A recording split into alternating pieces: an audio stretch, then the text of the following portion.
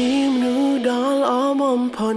ដែលបងពងទុំជាយូរខែឆ្នាំអូនគឺជាមនុស្សដ៏សែនសំខាន់នៅក្នុងជីវិតបរមនាងនេះទុំរឿងរ៉ាវខ្លាំងបងធ្លាប់ខំឆ្កល់តែរូបអូននៅតែស្រឡាញ់បងក៏ព្រមតែអូនទុកចិត្តដាំបេះដូងទើបមិនរករឿងប្រងពុំងា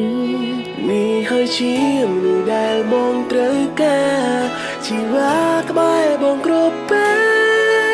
លថាពេលអូនលំបាកឬមានក្តីសូមបងតែងនៅចិត្ត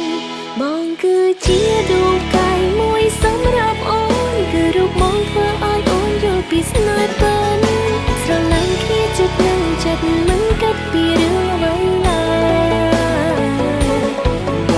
ងថាអូនយកជាកៅភ្នែកមិនដែលមានអ្នកជែកស្នេហ៍បានឡើយអរគុណណាស់ត្រាំថាដែលរូបបងធ្វើឲ្យអូនមានក្តីសុខ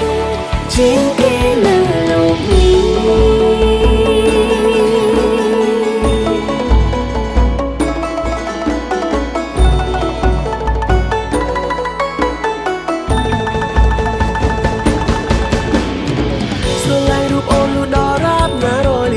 ធរនេះទ្វីបលោកទាំងមូលនឹងព្រឹត្តពីគ្មានអ្វីសំខាន់ជាងជីវ៉ាហ៊ានយកតែដួងដាំលើហាត់ថាដើម្បី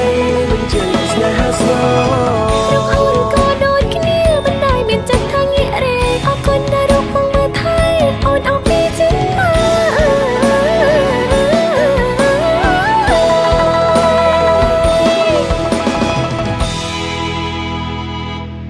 នេះហើយជាមនុស្សដែលបងត្រូវការជីវ៉ាក្បែរបងគ្រប់ពេលថាពេលអូនលំបាកឬមានក្តីសូមបងតែងនៅចិត្តបងគឺជាដួងកាយមួយសម្រាប់អូនគឺរូបបងធ្វើឲ្យអូនយល់ពីស្នេហ៍ពិនស្រឡាញ់គ្នាចិត្តនឹងចិត្តមិនកាត់ពីរឿងអ្វីឡើយបងថាអូនយកជាកៅភ្នែកមិនដែលមានអ្នកជែកស្នេហ៍